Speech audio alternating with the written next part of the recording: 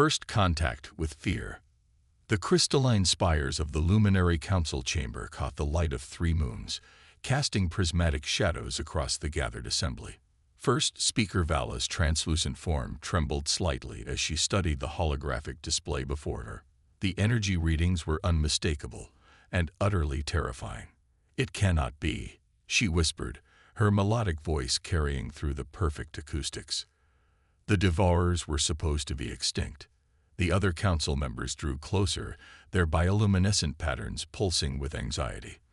The display showed massive energy signatures awakening in the void between stars, exactly where their legends said the ancient enemy had last been seen.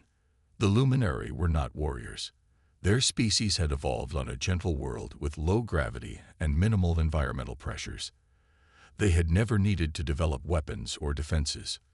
Their technological advancement had focused on art, science, and exploration. Now faced with the return of their civilization's greatest nightmare, they knew they stood no chance. "We must call for help," Second Speaker Naren decided, his patterns flashing with determination. "Surely among the stars there must be others who can fight." Within minutes, their most powerful quantum transmitters activated. The message was simple, broadcast on all frequencies in every known language format. "To any who can hear us, we are the Luminary. An ancient enemy awakens at the coordinates we are transmitting. Our civilization faces extinction. We beg for aid from any who have the strength to fight. We offer our knowledge, our resources, everything we have in exchange for protection." Deep in space aboard Outpost 7, Lieutenant Sarah Chen was about to end her shift when every sensor array lit up simultaneously. The quantum receivers had picked up something impossible: alien communication. "Control, this is Outpost 7, she reported, hands steady as she worked to record everything. "We're picking up a transmission. Sending it your way now." Within hours, the United Earth Defense Force was mobilizing. In the secure chamber beneath the Rocky Mountains, Fleet Admiral Marcus Rivera studied the preliminary data with growing concern. The energy signatures matched ancient warnings found in humanity's oldest records, tales of world eaters that had once terrorized the galaxy. "Ladies and gentlemen," he addressed the hastily assembled council, "what we're seeing here matches something from humanity's collective nightmares. Every culture on Earth has stories about them: the Devourers, the World Eaters, the Great Darkness. Now we know they're real." The council chamber fell silent as they considered the weight of this moment. Humanity had spent centuries preparing their defenses, building their fleets, training their forces, always wondering if they would meet friends or enemies among the stars. Now they would meet both on the same day. "The choice is clear," Rivera continued, his voice firm. "We've spent generations becoming something unique in the galaxy. A species forged in high gravity, tempered by harsh conditions, driven to overcome every challenge. We're probably the only civilization strong enough to face this threat. If we don't help, these Devourers will eventually find Earth. Better to meet them on our terms, with potential allies at our side." The vote was unanimous. Within hours, the massive underground hangars beneath Earth's oceans began to open. The first expeditionary fleet, humanity's finest ships, powered up their engines. 50 warships, each a masterpiece of human engineering and determination, prepared for their first real combat mission. Aboard the flagship Terran Dawn, Admiral Rivera stood on the bridge watching his crew take their stations. The ship hummed with power as its fusion reactors came online. Around them, the rest of the fleet moved into formation. Destroyers, cruisers, and support vessels, all built to withstand the harshest conditions space could throw at them. "Send the response message," Rivera ordered. Humanity's first official contact with an alien species took form. "Luminary, this is Admiral Marcus Rivera of the United Earth Defense Force. We have received your distress call and are mobilizing to assist. Our fleet will arrive at the provided coordinates within 48 hours. Hold fast. Help is coming." As the message was sent, Rivera turned to his tactical officer. "Show me the jump calculations one more time." "We need to arrive in perfect formation," ready for combat. Let's show the galaxy what humanity can do. The fleet's engines glowed brighter as they moved into jump position. Humanity had built these ships to be their shield against the unknown dangers of space.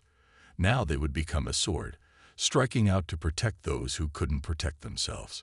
All ships report ready, Admiral, his executive officer announced. Rivera took a deep breath, feeling the weight of history on his shoulders. This was the moment humanity had prepared for, though they hadn't known it. They were about to show the galaxy why Earth, their supposedly harsh and deadly homeworld, had produced one of the strongest species in known space. All ships, commence jump sequence, he ordered. Let's go make some new friends. The fleet vanished in 50 brilliant flashes of light, leaving Earth behind and racing to meet their destiny among the stars. Warriors from a heavy world. The human fleet emerged from jump space in perfect formation, their dark hulls reflecting the light of unfamiliar stars. The luminary homeworld hung before them like a jewel, its crystal cities glinting against a pale purple landscape. Massive energy signatures marked the approaching Deathworlder Fleet at the system's edge. Admiral Rivera studied the tactical displays as his crew conducted preliminary scans. The luminary ships approaching them were works of art, delicate, translucent vessels that seemed to dance through space. Their pilots' amazement at the human vessels was evident in their transmission patterns. Admiral. First Speaker Vala's image appeared on the main screen, her translucent form pulsing with both hope and confusion. Your ships, the gravity readings we're detecting. How do your crews survive? Rivera smiled slightly. What you consider harsh conditions, First Speaker, we call home. Earth's gravity is 3 times what your people experience. Our atmosphere is denser, our weather more violent, our temperature variations more extreme. We evolved to thrive in conditions that would crush most species. The luminary leader's bioluminescence flickered with understanding. The legends speak of such worlds. Deathworlds, we called them. We never imagined we would meet beings who could survive there, let alone build a civilization. We did more than survive, Rivera replied. Earth's challenges made us stronger. Now let's put that strength to use. Show me what we're up against. The tactical displays filled with data about the Deathworlders. The ancient enemy ships were massive organic constructs, each one a living weapon evolved in the harshest regions of space. The smallest was twice the size of Earth's largest battleship. The largest could swallow small moons. They consume everything, Vala explained, her patterns dimming with fear. Resources, energy, whole populations. Nothing has ever stopped them. Their ships regenerate damage almost instantly. Their weapons can crack planets. Commander Elena Santos, Rivera's tactical officer, studied the enemy movements with growing interest. Sir, look at their formation patterns. They're hunting, just like Earth's apex predators. The larger ships hang back, while smaller ones herd prey toward them. Rivera nodded. They've never faced prey that fights back properly. Chief Engineer, what are you seeing in those energy readings? Chief Engineer James Wong's fingers flew across his console. Their biological systems generate enormous heat. Admiral. And these radiation patterns, interesting. Their regeneration seems to slow when exposed to certain frequencies. We might be able to use that. They've grown overconfident, Rivera decided. They evolved to hunt weaker species, civilizations that developed in gentle conditions like the luminary. But humanity. He turned to address both his crew and the watching luminary. We come from a world that tried to kill us every day of our evolution. We survived predators, natural disasters, and conditions that would break most species. We didn't just adapt. We learned to fight back, to innovate, to win. The tactical display updated as the Deathworlder Fleet accelerated toward the outer colonies. Their massive forms rippled with deadly purpose, biological weapons charging with world-ending power. They had never failed to destroy their prey. They had never met anything that could truly resist them. All ships, battle stations, Rivera ordered, his voice carrying the weight of humanity's long preparation for this moment. Combat spacing. Formation delta. Let's show these ancient predators that they're not the only species that evolved in hell. The human fleet moved with practiced precision, their ships demonstrating maneuverability that should have been impossible for vessels their size. The crews inside barely noticed the G-forces that would have killed most alien species. Their ship's technology was built to handle stresses that would tear apart vessels designed for gentler conditions. First speaker, Rivera addressed the luminary leader. Evacuate your outer colonies. We'll hold the line here. Your people called for help, and humanity has answered. It's time to show the galaxy why Earth earned its reputation as a death world. The Deathworlder Fleet approached like an oncoming storm, their organic ships pulsing with hunger and ancient malice. But for the first time in their long history of consuming civilizations, they were about to face an enemy that understood predators better than they did. An enemy that had spent its entire existence learning to overcome supposedly impossible odds. Humanity had arrived, and the hunters were about to discover what it meant to become the prey. The battle begins. The void between stars erupted with energy as the Deathworlder Fleet launched their first attack. Massive bolts of biological plasma, each capable of vaporizing a small moon, streaked toward the human formation. The ancient predators had never failed to obliterate their prey with this opening salvo. But the human ships moved like no prey species before them. The Terran Dawn led a series of maneuvers that should have been impossible, the fleet splitting into smaller groups that twisted and rolled through space. Every shot that should have annihilated them found only empty void. Pattern Sigma 3. Admiral Rivera ordered as his fleet regrouped. Show them what Earthborn warriors can do. The human fleet's response was devastating. Railguns accelerated projectiles to relativistic speeds, while energy weapons carved into the Devourer's biological armor. The enemy ships regenerated quickly, but the humans had anticipated this. They concentrated fire on specific points, overwhelming the creature's healing ability. Their biological systems are adapting, Chief Engineer Wong reported, studying the sensor data. They're learning our attack patterns, just like Earth's predators would. Then let's give them something new to learn, Rivera replied. All ships, execute Maneuver Thunderstorm. The human fleet suddenly shifted tactics. Ships that had been attacking in pairs now moved in complex three-dimensional patterns, supporting each other with overlapping fields of fire. It was a battle formation that had evolved from ancient Earth naval warfare, adapted for the void of space. A Devourer ship larger than most cities moved to engage the Terran Dawn directly. Its biological weapons charged for a killing blow, but Rivera was ready. All power to forward shields. Bring us in close, point-blank range. His crew executed the orders without hesitation, trusting their admiral's strategy. The flagship dove straight toward the massive enemy, closer than any prey species would dare approach. They've never fought anything that fights back properly, Rivera explained as his ship closed the distance. Their weapons are designed for long-range attacks against fleeing victims. Let's see how they handle close combat. The Terran Dawn's weapons blazed at nearly point-blank range, concentrating fire on a single spot. The Devourer ship's regeneration couldn't keep up with the focused damage. For the first time in the battle, a wound in its living hull didn't heal. All ships, focus fire on damaged sections, Rivera broadcast to the fleet. Don't let them regenerate. The battle had been raging for hours, and despite their initial success, the human fleet was beginning to tire. The Devourer's ability to regenerate meant that even serious damage wasn't permanent, and their largest ships still held back, watching and analyzing. In the science lab aboard the Terran Dawn, Dr. Sarah Chen hadn't taken a break since the battle began. Something about the Devourer's biological readings kept bothering her.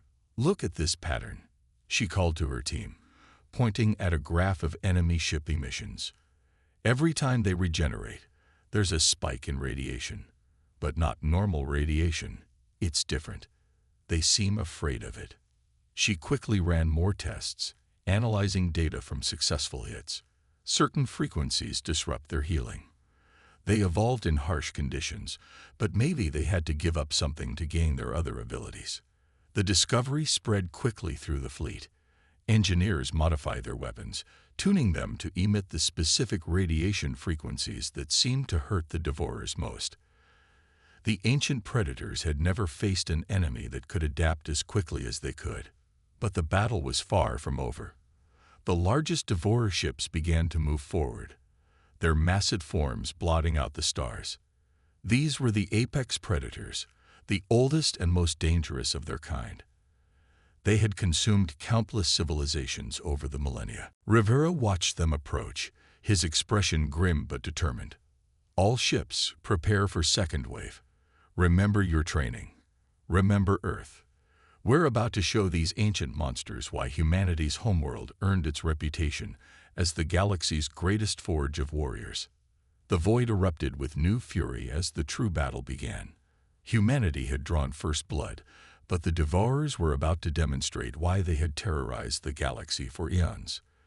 The next few hours would determine not just the fate of the Luminary, but perhaps the future of all spacefaring civilizations. Turning point. Dr. Chen's discovery about the radiation frequencies transformed the battle. The human fleet had modified their weapons, but the largest Devourers proved resistant even to these enhanced attacks. These ancient behemoths had survived countless eons in space, evolving defenses against nearly every threat. Their core temperature is rising, Commander Santos reported, studying the sensor data. The radiation's affecting them, but not enough. We need something more. Admiral Rivera watched the tactical display as another human destroyer evaded a devastating attack by mere meters. The crew's Earth-bred reflexes and their ship's reinforced hull had saved them, but they couldn't keep this up forever. Dr. Chen, Rivera called over the comm. You said they're afraid of certain radiation frequencies. Why? It's their biological structure, Admiral. These frequencies disrupt their cellular regeneration, but more importantly, they interfere with the quantum fields they use for communication between ships. They're a hive mind. Rivera's eyes narrowed. Like Earth's social insects, the smaller ships are just extensions of the largest ones. That's why they're holding back. They're the queens. The Admiral quickly formulated a new strategy. The human fleet regrouped, forming a spherical formation around the Terran Dawn. Engineers worked frantically to modify their ships' reactor cores, transforming them into massive radiation emitters. This is going to be close, Chief Engineer Wong warned. We'll have to drop our shields to emit at full power, one direct hit from their weapons. We won't give them the chance, Rivera assured him. All ships, execute Protocol Omega. Time to show these ancient predators that humanity knows how to hunt too. The human fleet's formation tightened. Smaller ships darted between the Devourers' attacks, drawing their attention while the larger vessels prepared for the decisive strike. The enemy's massive forms rippled with anticipation, sensing victory near.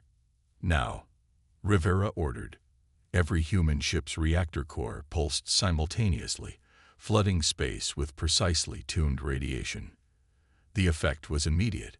The Devourer fleet's coordinated movements faltered. The smaller ships thrashed in obvious pain, their regeneration failing. But the Queens fought back. The largest Devourers launched a desperate assault, their weapons tearing through space with planet-shattering force.